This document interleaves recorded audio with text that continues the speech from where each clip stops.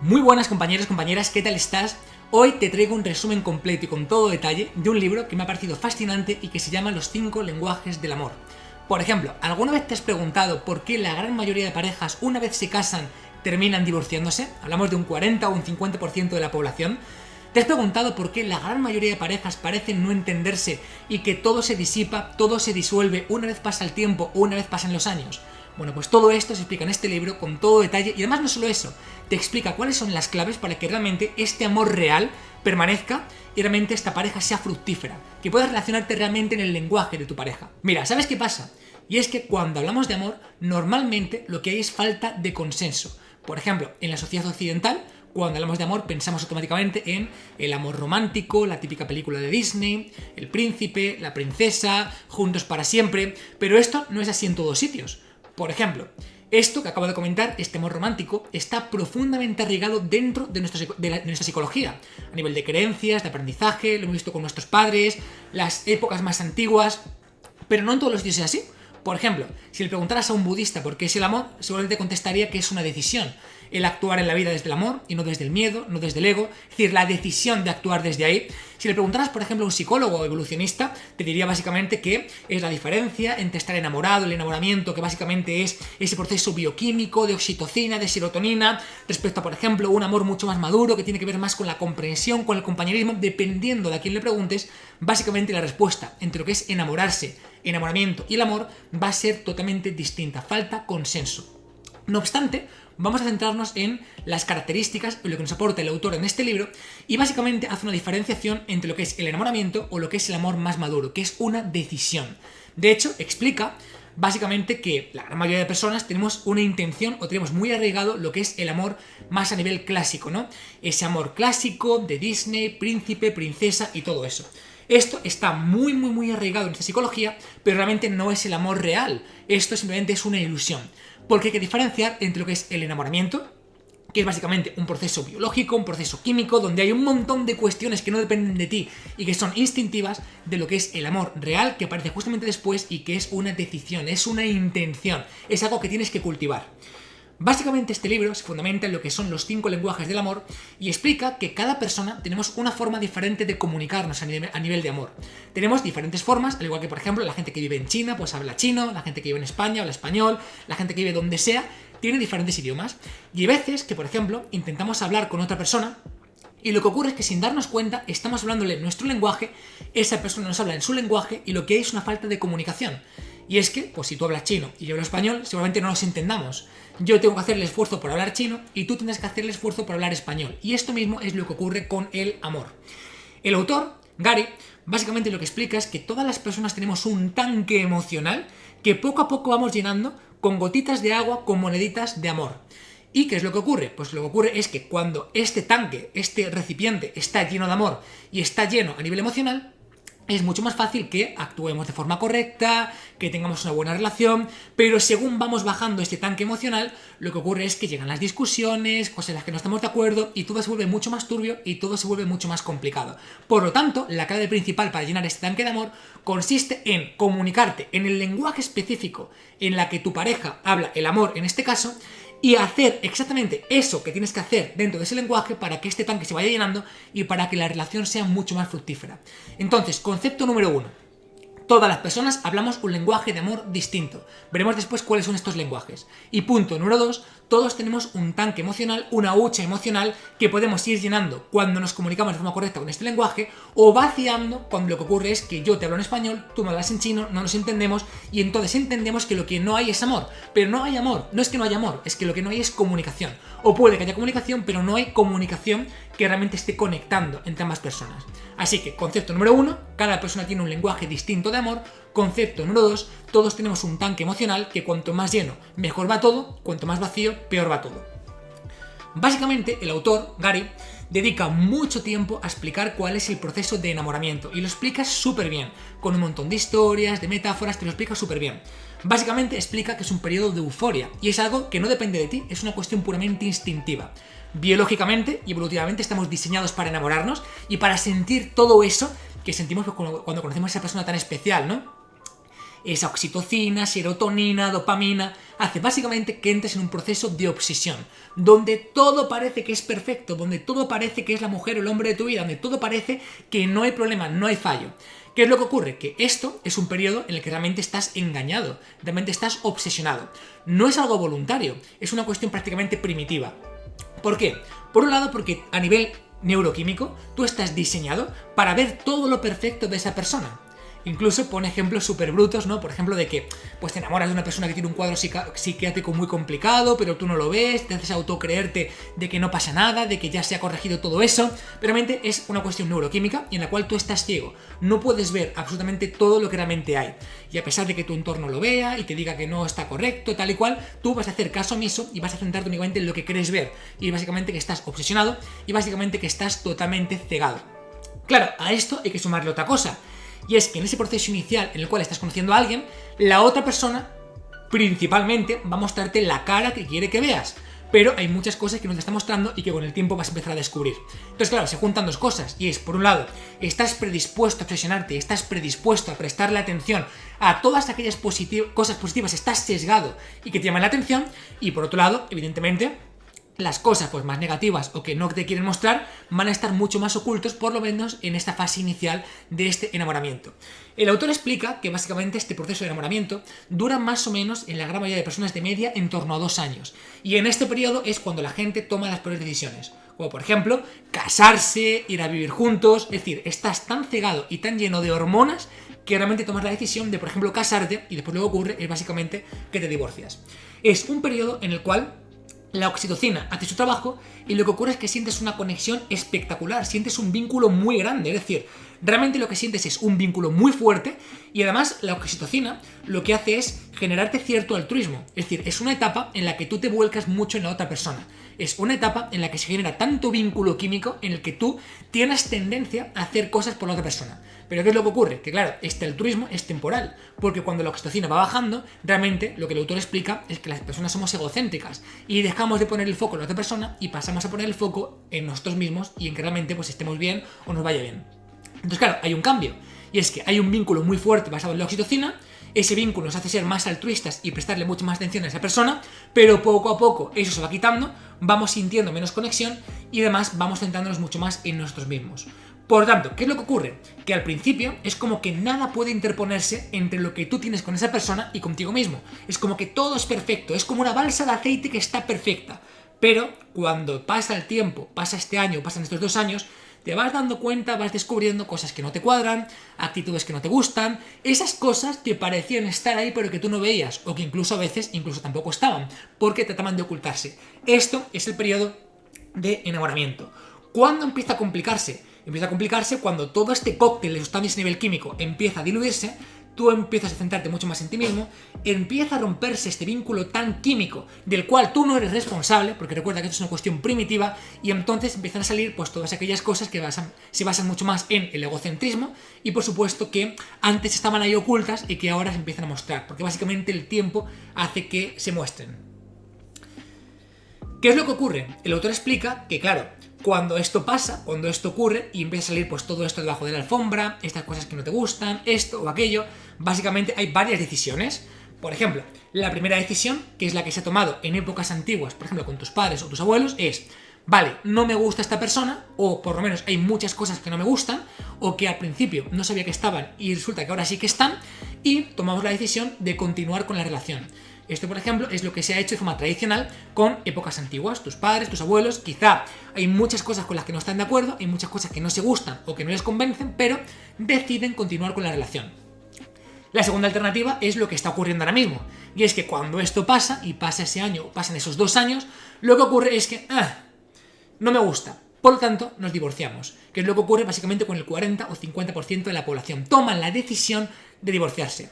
Opción 1, continuar. Opción 2, divorciarse. Y el autor plantea la opción número 3, y es reconocer que todo este proceso de enamoramiento se va a acabar, es reconocer que es un proceso natural y que esto da pie a una etapa de amor real, a una etapa en la que tienes que entender que el amor es una cuestión de disciplina, es una cuestión de tomar una decisión.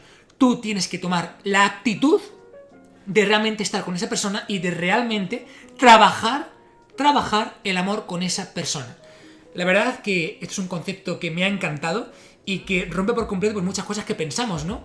El enamoramiento pasa, pero lo que viene justamente después es una cuestión de actitud, de que tengas el valor y la disciplina de trabajar ese amor.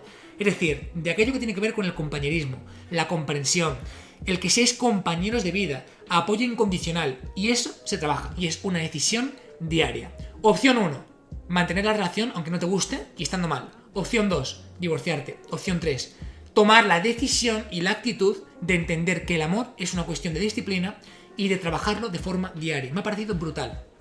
Y a partir de aquí, el autor, una vez te explica qué es el enamoramiento, en qué consiste, esto, lo otro, te empieza a explicar cuáles son los lenguajes del amor. Presta atención porque me han parecido súper interesantes, e incluso en algún momento he tenido un pequeño clic de decir, ostras, esto es muy interesante.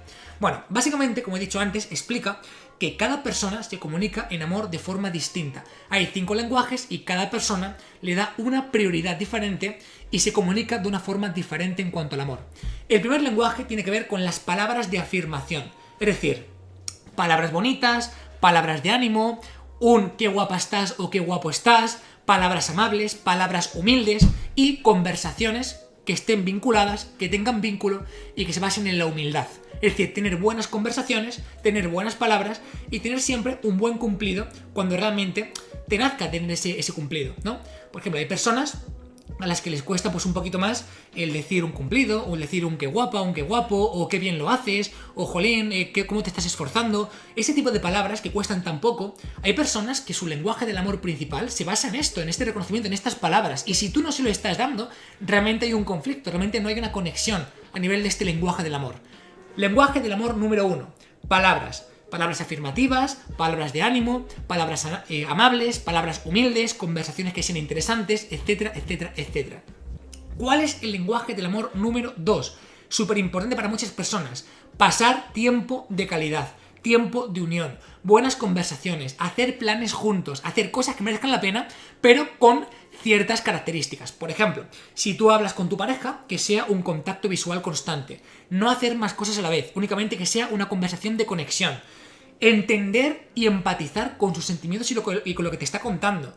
Y no interferir, no intervenir, sino que simplemente escuches cuando tienes que escuchar y participes cuando tienes que participar. Básicamente, esta parte de lenguaje del amor número 2 es pasar tiempo de calidad juntos. Hacer actividades de conexión donde realmente vivas el momento presente y pases ese tiempo de calidad con la persona con la que estás o con la persona a la que quieres, básicamente. ¿Cuál es el lenguaje del amor número 3? Los regalos. Y los regalos no tienen por qué ser una cuestión económica, de gastarte mucho dinero en regalos, para nada. Los regalos se pueden comprar, los regalos se pueden hacer y los regalos se pueden encontrar. Es decir, que tú puedes comprar un regalo, pero también lo puedes hacer a mano o incluso puedes encontrarte algo, por lo que sea, y regalárselo. Básicamente, además el autor habla que uno de los principales regalos que le puedes hacer a tu pareja o a la persona a la que amas es tu presencia, es decir, el tiempo contigo. Y una forma muy buena de acertar con los regalos es básicamente hacer una lista de aquellas cuestiones que ya le gustaron con anterioridad. Es decir, esos regalos, esos detalles que le gustaron, ese pequeño detallito que le escribiste a mano y que le gustó mucho, pues hacer una lista con todo aquello que le llama la atención para poder trabajarlo en un futuro.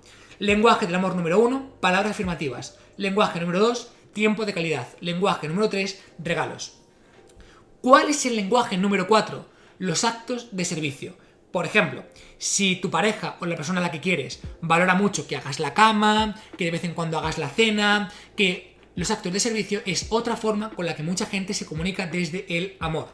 El autor hace bastante hincapié en romper con los estereotipos. Ya sabes, ¿no? Estereotipos de que los hombres tienen que hacer ciertas cosas, las mujeres otras. Romper con todo ello y entender que si realmente tu pareja se mueve principalmente en el lenguaje del amor de los actos de servicio, tú entregues actos de servicio. Porque eso es lo que principalmente va a llenar su cuenta emocional, va a llenar esa bolsa del amor y va a hacer que todo funcione de forma adecuada y de forma correcta. Por supuesto, todos estos lenguajes no se trata de que tú los sepas y tú los apliques, sino que también tu pareja los sepa, tu pareja los aplique y que realmente entréis en esa concordancia y en esa conexión del lenguaje del amor. ¿Y cuál es el lenguaje del amor número 5? El lenguaje del amor número 5 es el contacto físico. Y esto no significa únicamente el sexo, por ejemplo. El contacto físico es todo tipo de besos, abrazos, caricias, todo lo que tenga que ver realmente con el órgano sensitivo de la piel. Como digo, básicamente tenemos 5 lenguajes para comunicarnos. El primero, palabras afirmativas. El segundo, pasar tiempo de calidad. El tercero, hacer regalos, que no tienes por qué comprar, puedes hacerlos o puedes encontrarlos. El cuarto, que sería los actos de servicio. Y el 5, que sería todo aquello que tiene que ver con la parte más de contacto físico. Esto es muy interesante, porque te hago una pregunta, y es, si tuvieras que hacer una clasificación de cuál es el lenguaje del amor que para ti es más importante, ¿cuál sería? ¿Sería, por ejemplo, los actos de servicio? ¿Sería, por ejemplo, las palabras afirmativas? ¿Serían los regalos? ¿Sería, por ejemplo, el tiempo de calidad? ¿Sería el contacto físico? ¿Cuál sería para ti? Y es que el autor explica que uno de los puntos más importantes para que realmente la pareja funcione es descubrir cuál es primero tu lenguaje del amor, es decir, ser consciente con qué es para ti lo más importante. Y de hecho, pasa una cosa, y es que el autor explica que la gran mayoría de hombres cometen el error de pensar que el contacto físico es lo que más les mueve en su lenguaje del amor, porque asocian que el contacto físico es el sexo, pero no es así. Hablan de que una forma de diferenciar el contacto físico del sexo es básicamente si te gusta el contacto físico cuando no hay acto sexual. Por ejemplo, abrazos, caricias, que estén contigo, que te toquen, que te sobeten, ese es el punto.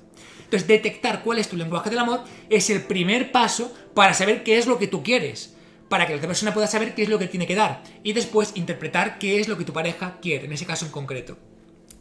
Básicamente explica dos formas, bueno, explica tres, pero dos son muy efectivas, que son las que quiero compartir contigo, que son muy interesantes para detectar cuál es el lenguaje del amor de tu pareja. Y es, primero, ¿qué te pide constantemente? Te pide contacto físico, te pide actos de servicio, te pide palabras bonitas, te pide reconocimiento, te pide regalos, ¿qué es lo que te pide? Y en segundo lugar, ¿qué es lo que te ofrece principalmente? Porque normalmente cada persona hablamos en el lenguaje en el que nos sabemos manejar. Si yo hablo en español, te voy a hablar en español.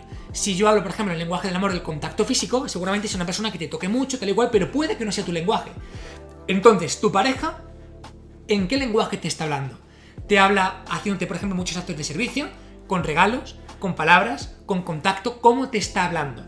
Y seguramente, entre lo que te pide normalmente y en la forma en la que tiene para expresarse, ahí está el compendio, ahí está el conjunto de cuál sea el lenguaje del amor de tu pareja. Por lo tanto, para mí, de los principales aprendizajes que me llevo de este libro es que el amor es una decisión. Tú no eres responsable del enamoramiento, es una cuestión instintiva, ni tampoco eres responsable de todo lo bueno que pasa en ese proceso, porque es una cuestión en la cual te ves empujada básicamente por neurohormonas. Pero el amor de verdad, el amor real, es una decisión, es un proceso, es entender cuál es el lenguaje en el que te tienes que comunicar, entender cuál es el lenguaje en el que se tiene que comunicar contigo y tomar la decisión de hacerlo a diario. Además, este autor dedica una parte súper interesante, y es a explicar cómo hacer justamente este proceso de lenguaje del amor con los niños, es decir, con tus hijos. Y quiero terminar este resumen contando una pequeña anécdota, esto es personal, esto no es del libro, de una persona a la cual aprecio mucho, y es que una vez esta persona me contó que para él todos los días era luna de miel con su pareja. Y yo le pregunté, ostras, ¿pero cómo que todos los días es luna de miel con tu pareja? Me dijo, sí, David, porque todos los días me levanto y lo primero que hago es meditar y decirme a mí mismo que este día es un día como la luna de miel que viví con mi pareja. De esta forma todos los días recuerdo que el amor es una decisión y que realmente depende de mi disciplina y de mi actitud que cada día sea una luna de miel. Y dije, ostras, hace tiempo no entendí este mensaje, ahora y después de leer este libro entiendo qué es lo que esta persona me quería decir. Dicho esto, si te ha gustado este resumen, agradecemos un montón tu manita arriba, suscríbete aquí abajo al canal porque subimos un montón de resúmenes cada día también, y recordarte que aquí abajo en la descripción tienes nuestra formación para multiplicar por 4 tu velocidad de lectura, para mejorar tu comprensión, para mejorar tu retención, para mejorar tu foco y para mejorar tu concentración. Lo tienes aquí abajo, haz clic, míratelo porque te va a encantar y nos vemos en próximos vídeos y en próximos resúmenes. Cuídate muchísimo, nos vemos. Por cierto, quiero comentarte que si eres una persona que le gusta aprender y quieres mejorar tu velocidad de lectura así como tu comprensión, este botón de aquí abajo, el que pone ver más, te interesa. Básicamente porque tenemos una formación en la que en solamente 2 horas te ayudamos a multiplicar por 4 o por 5 tu velocidad de lectura y además multiplicando tu comprensión. Tiene un precio de 197 euros, pero ahora mismo lo tiene durante 24 horas por un precio solamente de 11 euros, así que aprovechalo.